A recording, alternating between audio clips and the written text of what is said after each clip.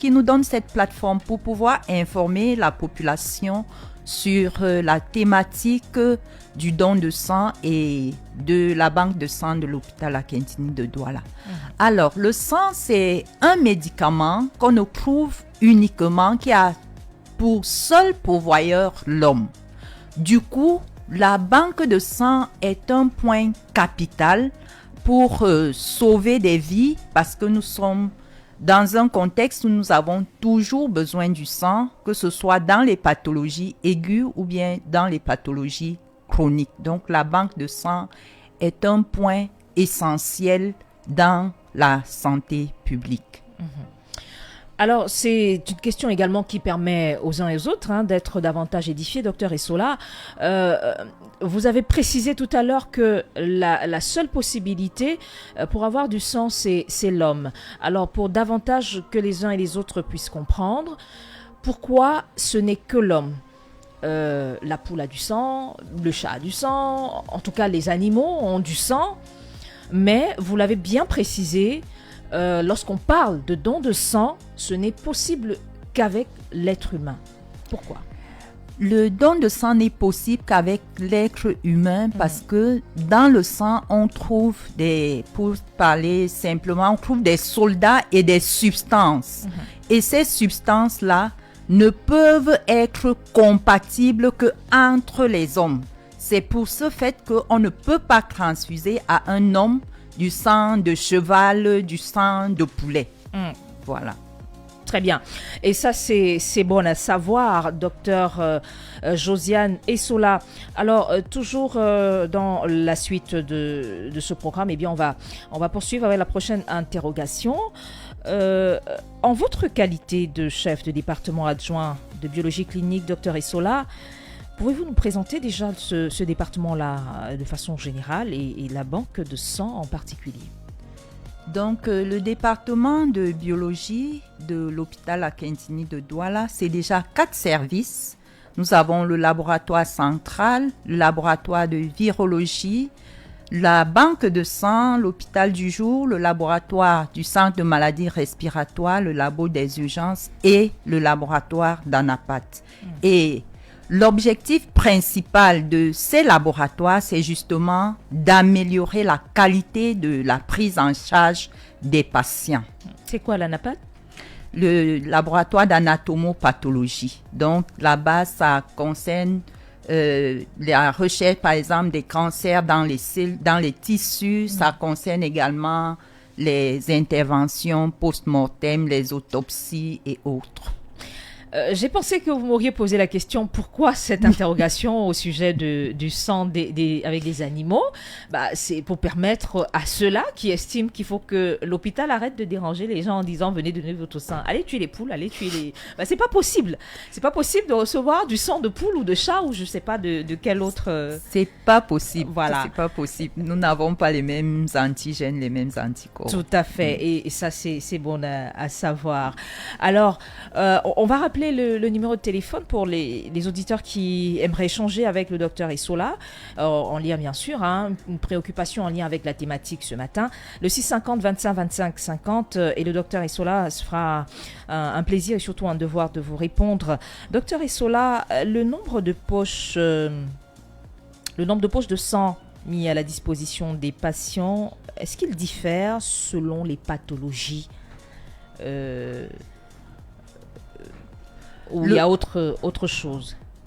Oui, le nombre de poches de sang qu'un patient peut utiliser va dépendre de la gravité de sa pathologie. Par exemple, avec nos statistiques, on a pu constater que les services les plus utilisateurs, ça va être la chirurgie, dont les accidentés, la chirurgie, les interventions viscérales et autres. Et deuxièmement, ça va être la maternité. Donc, tout ce qui tourne autour de l'accouchement, autour de la grossesse. Donc, ce sont les principaux utilisateurs et également la pédiatrie.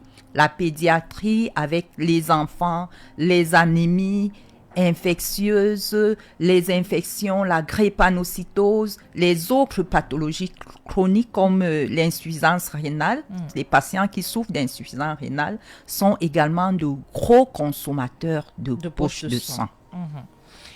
Alors, lorsque vous les citez, on a envie de savoir, est-ce qu'il arrive à la banque de sang de l'hôpital La Cantine de Douala de tomber en pénurie? Est-ce qu'il arrive qu'on manque de sang à la banque de sang de l'hôpital La Cantine de Douala? Oui, cela arrive très souvent, surtout avec des groupes sanguins que nous appelons les groupes sanguins rares, notamment les sujets qui sont rhésus négatifs et les groupes sanguins AB. Et pour essayer de pallier à ce problème de pénurie, parce que il est important de rappeler aux auditeurs que nous sortons de loin, nous étions à peu près à 600 potentiels donneurs pour arriver à sécuriser à peu près 500 poches de sang mensuelles. Et actuellement, avec les mesures d'incitation qui ont été mises par la hiérarchie pour vraiment amener les gens à plus donner, parce qu'avant, les gens pensaient qu'il suffisait de payer. Mais avec la nouvelle hiérarchie, on préconise beaucoup plus le don. Et c'est ainsi que nous sommes à peu près à 900, parfois 1000 poches sécurisées mensuellement. Et cela se passe comment? Avant, c'était vous pouviez venir et on vous donnait du sang et vous alliez entre griffes payer une caution qu'on appelait caution d'honneur. Mais actuellement, que vous recevez du sang par la voie courante ou bien par la voie de l'urgence, le bon d'urgence, vous devez venir avec les donneurs parce que justement le sang que vous avez trouvé, c'est des personnes qui l'ont donné. Et vous en avez eu accès en urgence, vous avez pallié à votre problème. C'est important que vous puissiez remplacer. Voilà. Alors, lorsque il arrive donc que vous vous retrouviez au niveau de la banque de sang en pénurie, comment est-ce que vous gérez cette période difficile? Parce qu'on l'imagine, elle est difficile. Oui. Cette période, lorsque nous arrivons en pénurie, ce que nous faisons déjà au sein de la ville, il existe un forum. Nous avons un forum avec toutes les banques de sang de la ville où nous partageons les informations. Donc, s'il y a une pénurie à l'hôpital La Quintini, l'hôpital La Quintini va lancer l'alerte dans le forum pour se renseigner déjà si ce sang est disponible dans une autre banque de sang d'une formation sanitaire. Et deuxièmement, s'il est disponible, on va donc aller chercher le sang là-bas, évidemment en répondant aux exigences de la structure.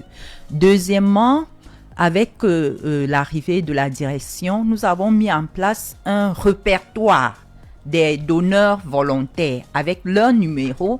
Et lorsque nous sommes vraiment coincés, par exemple pour les patients de rhésus négatifs, parfois on se retrouve en train d'appeler ces donneurs volontaires-là des différentes structures. Nous avons effectué des collectes mobiles volontaires, donc pour les appeler s'ils peuvent venir supplier aux besoins des patients. Actuellement, ce sont les mesures, mais il y a d'autres mesures qui sont en train d'être mises en place par la direction.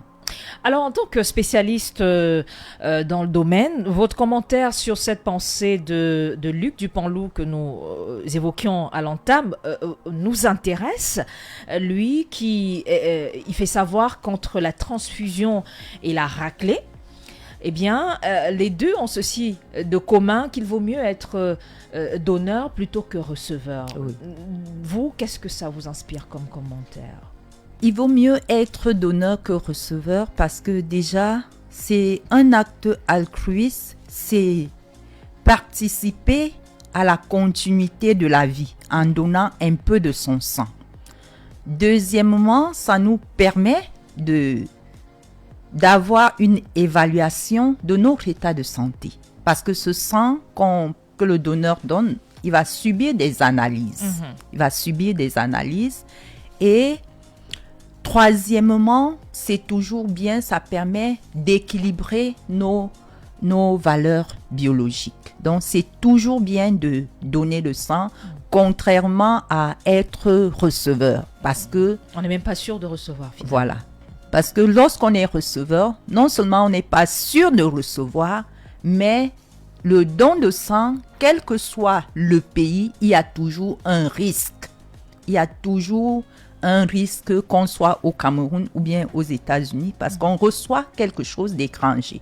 Et on ne sait pas comment notre système immunitaire va répondre. Voilà. Et ça, c'est intéressant à savoir de votre part, docteur Issola.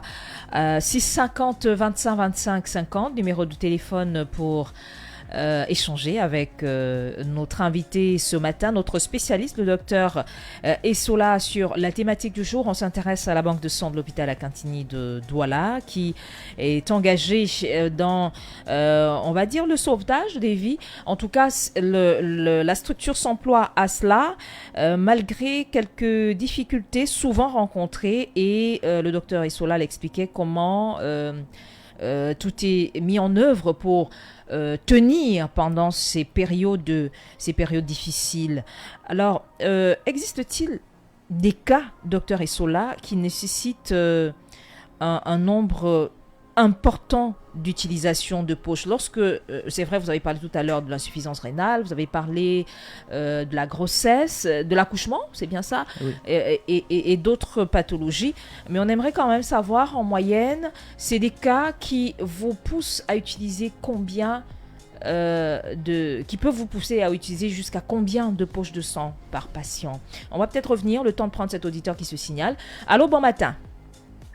Oui, bon matin, bonjour Blanche. Gertrude Fernande Bidjoka, ici, vous reçoit madame, comment je vous appelle?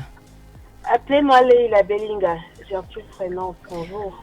Merci, docteur Issola vous écoute. Ok, bonjour docteur Issola, merci pour votre présence sur le plateau ce matin, dans le studio, merci. Merci pour votre disponibilité parce que nous n'avons pas toujours la possibilité d'avoir des réponses à certaines questions qu'on se pose comme amateurs. Donc, je vais profiter pour demander quelle est la procédure quand on veut donner du sang de façon volontaire. Est-ce qu'il suffit de se présenter à l'hôpital? Est-ce qu'il y a des précautions à prendre au préalable pour venir offrir son sang? Ce sera tout? Ce sera tout pour le moment. D'accord. Vous restez à l'écoute, vous raccrochez, restez à l'écoute. Le docteur Issola vous répond juste à l'instant. Ok, merci pour cette question. Alors, les conditions pour venir donner du sang de façon volontaire, déjà, il faut être en bonne santé apparente. Et une fois que vous allez arriver à l'hôpital, à la banque de sang, vous allez subir un questionnaire, donc une sélection médicale. Donc, on va prendre votre poids, votre tension artérielle. On va vous poser toute une série de questions pour voir si vous répondez aux conditions d'éligibilité pour un éventuel don de sang.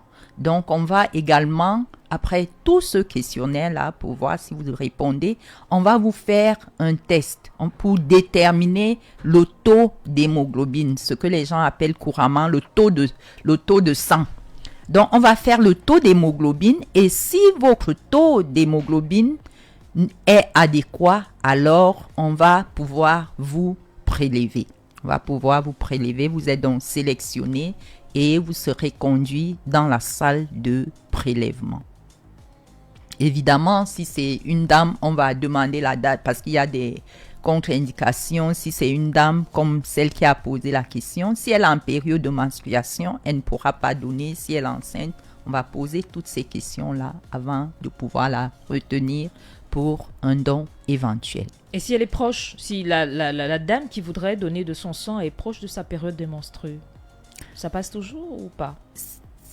Ça passe puisque les menstruations n'ont pas une date fixe. Mais par contre, si elle est en plein ou bien si elle a saigné, ses menstruations se sont arrêtées il y a 2 jours, il y a 72 heures, elle est éliminée. Ah, d'accord.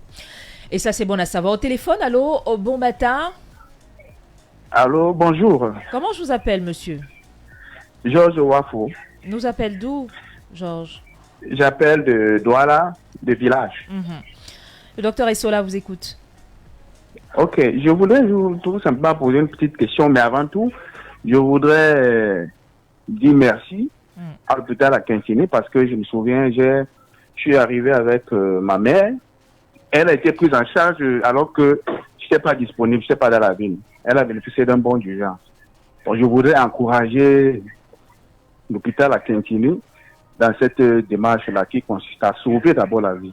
Et donc, vous transmettrez à madame le directeur les encouragements pour cela. Elle est à l'écoute. Mais je voudrais savoir, j'ai été bloqué parce que j'avais payé toutes les factures, mais j'avais des difficultés à avoir des donneurs.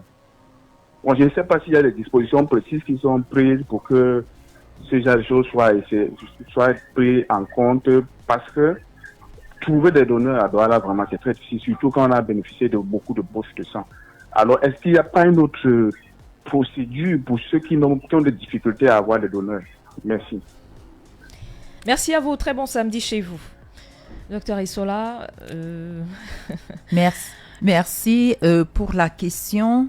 Justement, c'est pour ça, à l'entame, ce que nous faisons souvent pour ces cas-là, nous les encourageons à solliciter des amis, des membres de famille pour pouvoir pallier, pour peut-être si vous avez, je dis un truc comme ça, si vous avez par exemple 10 donneurs à apporter, ça veut dire que vous avez reçu 5 poches de sang. Apportez quand même 6, mais ne apportez rien du tout et se dire, bon, si on me dit la poche c'est 50 000, mais le prochain qui viendra après vous, on lui mettra pas l'argent. Comment on fait pour toujours avoir ce stock qui vous a aidé également? Donc, vraiment, c'est une incitation pour que la population, que nous puissions vraiment tous nous engager dans cette culture du don de sang volontaire. Parce que personne n'est épargné. Et personne n'est obligé. C'est pourquoi on parle de volontariat. Voilà. Et c'est un geste de cœur, c'est un geste altruiste, vous l'avez souligné tout à l'heure, docteur Essola.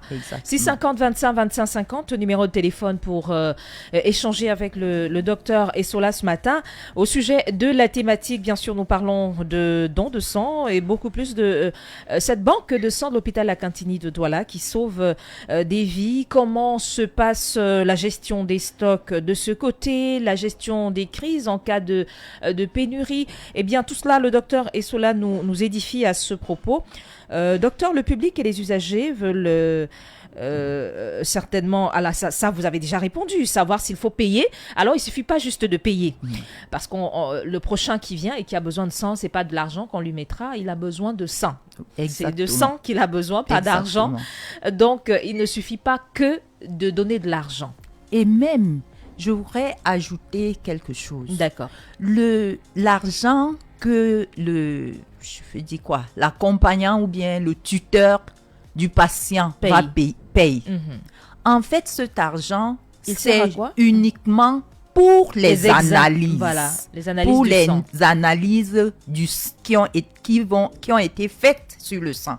Chaque poche de sang, sur chaque poche de sang, c'est 10 analyses qui sont réalisées.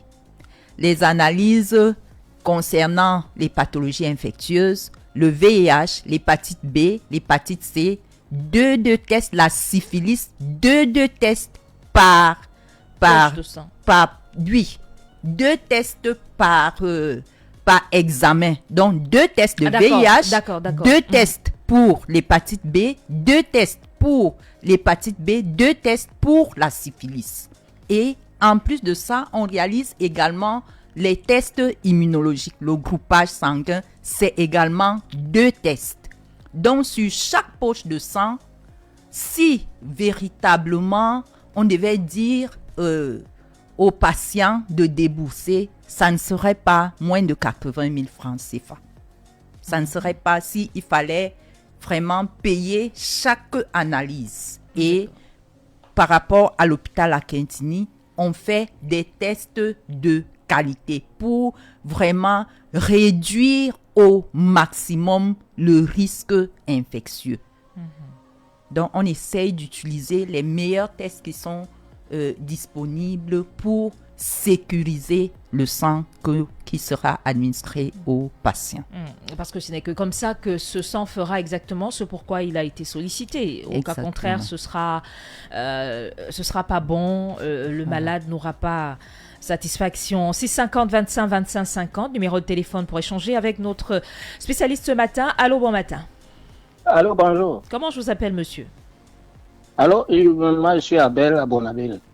Bienvenue Abel, le docteur Essola vous écoute. Oui, s'il vous plaît, moi je voudrais poser une question. Comme dit la Bible, il est bien de donner et recevoir. C'est bien de donner qu'à recevoir. Mais voilà, quand on va donner du sang, moi j'en ai déjà donné 2 fois dans ma vie. Bon, maintenant je ne peux plus donner parce que c'est presque 70 ans. Mais pourquoi quand quelqu'un arrive à l'hôpital, a besoin de sang, on lui taxe une poche de sang à un prix exorbitant alors qu'ils en ont reçu gratuitement? Pourquoi alors, s'il vous plaît?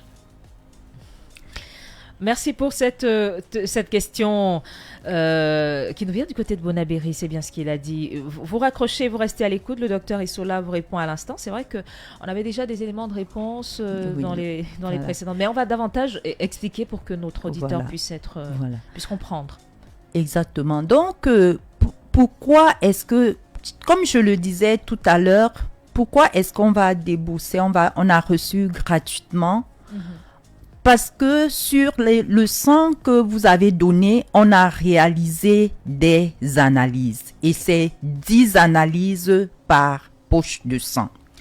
Deuxièmement, pour les donneurs volontaires, pour les donneurs bénévoles qui existent, par exemple, nous réalisons souvent des collectes dans certaines entreprises. Pour des donneurs volontaires répertoriés, la direction a mis des mesures pour les encourager. Non seulement la direction, mais aussi au niveau supérieur, le ministère de la Santé. On va vous donner, par exemple, vous avez des cartes qui affirment que vous êtes un donneur bénévole, volontaire. Il y a au niveau même de l'hôpital, parfois certaines facilités qui sont accordées par la direction justement pour créer cette émulation-là et pour encourager ceux-là qui viennent de façon volontaire, donner un peu de leur vie à d'autres vies. On espère, hein, et il a été satisfait par cette réponse. L'argent payé au moment où vous en avez besoin, alors que vous aviez donné gratuitement, a servi à faire les examens sur le sang que vous avez donné gratuitement et qui vous a permis d'avoir des informations sur votre état de santé. Exactement. Vous n'avez pas payé pour ces examens-là à ce moment-là précis, au moment où vous faisiez votre don de sang. On espère, l'auditeur a été satisfait, mais il peut toujours revenir si jamais c'est pas assez clair ou alors il y a encore des zones d'ombre. On a encore pas beaucoup de temps aussi à passer. On s'achemine pratiquement vers la fin de cet autre numéro de la Quintinie avec vous. Alors, on va sortir puisqu'on s'achemine vers la fin. Docteur Essola, est-ce qu'il y a une politique, la politique interne pour encourager les populations à donner de leur sang, vous l'avez donné tout à l'heure, mais on aimerait savoir quelles sont les perspectives à la banque de sang de l'hôpital La Cantine de Douala pour bien sûr l'amélioration du service de ce côté-là. Alors les perspectives que l'administration a prises pour améliorer non seulement le don de sang, mais aussi au niveau de la sécurité, c'est déjà plusieurs contacts, plusieurs courriers. Donc, la direction est vraiment en train de travailler en profondeur pour amener les entreprises, les populations, les associations à s'impliquer davantage dans le don de sang.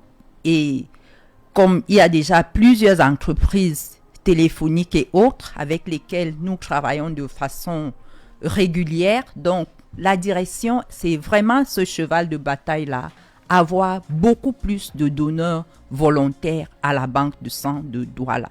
Deuxièmement, c'est d'arriver à automatiser toute la chaîne de qualification afin que actuellement où il nous faut à peu près 3 heures de temps pour sécuriser une poche de sang, que nous puissions arriver à le faire en 30 minutes. Et cela requiert l'automatisation, donc des équipements véritablement de pointe. Aussi, améliorer notre offre par rapport à la production des autres produits sanguins, le plasma frais congelé, les plaquettes. Donc, pour ce faire, il faut des équipements pour pouvoir le faire afin de répondre justement aux attentes de la population.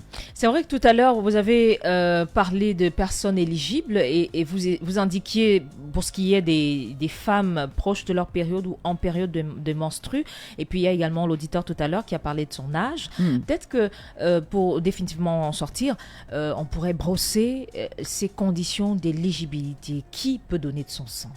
Alors, qui peut donner de son sang? Il faut être âgé entre 18 et 60 ans chez nous, avoir un poids supérieur à 50 kilos, ne pas avoir, ne pas avoir une infection en cours. Par exemple, si vous avez de la fièvre, vous ne pouvez pas donner du sang. Voilà, vous ne pouvez pas avoir une tension artérielle normale.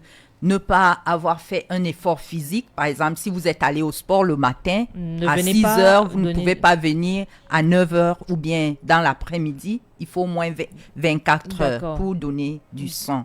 Voilà. Il ne faut pas avoir eu peut-être un tatouage, un piercing dans les jours proches, moins de 6 semaines qui précèdent le don. Donc, ça, c'est bon à savoir. Voilà. Ok, on va sortir. Hein. On est déjà tenu par le temps. Georges Sémé, il nous a rejoint. Il veut toujours pas aller. Je comprends pas. Bonjour Joe. Bonjour Gertrude, bonjour au docteur Issola, bonjour à tous ceux qui nous suivent. On aime bien être avec toi. Merci, tout le plaisir pour moi également. Juste pour rappeler que le département de biologie clinique de l'hôpital La Quintinie est en pleine mutation, notamment la banque de sang. Docteur Issola dit ce grand département est composée de 4 services, mais la banque de sang nous tient particulièrement à cœur parce qu'elle a un rôle central dans la préservation de la vie. Et on le dit, on ne cessera jamais de le répéter, donner du sang, c'est donner la vie. Lorsqu'on donne son sang, on a une autosatisfaction à avoir sauvé une vie. C'est pour ça que la banque de sang est aujourd'hui en pleine rénovation en termes de ressources humaines, en termes de matériel. Et nos maîtres mots là-bas, c'est la célérité, la fiabilité et la sécurité. Et ça, le docteur Issola l'a dit également. Donc, nous invitons donc le public, les associations, les communautés à venir faire don de leur sang parce que ils feront œuvre utile, ils auront le sentiment d'avoir sauvé une vie et ce sera tout bénéfique pour l'hôpital La Quintinie qui aura une bonne réserve de banque de sang afin de lui permettre d'intervenir sur les cas qui en nécessiteront. Surtout qu'on ne sait pas quand on en aura besoin soi-même. Tout à fait, ça arrive à n'importe quel moment et ça arrive à tout le monde. Comme cet auditeur le disait, il a été reçu à l'hôpital La Quintinie, sa maman a bénéficié d'une poche de sang, c'est parce qu'il y en avait. Et on aimerait que lorsque la banque est vidée d'une seule poche de sang, qu'elle soit immédiatement remplacée pour sauver une autre vie. Point final à ce numéro de La Quintinie avec vous. Merci infiniment, docteur Josiane Essola, pour toutes ces informations. On a beaucoup appris ce matin. Merci infiniment, Georges Sémé, à la partie technique. Bien sûr, il était bien présent avec son doigté d'or. Romain Delphin Imti, qui nous a un petit peu manqué dans ce studio. Merci à vous, madame, monsieur, d'avoir été des nôtres. Merci surtout de rester connectés. Les programmes sur Radio Balafon, vous le savez, se poursuivent. Donnons-nous rendez-vous samedi prochain, si Dieu le veut, pour un autre moment de partage, d'échange avec votre institution hospitalière, l'hôpital La Quintinie de Douala.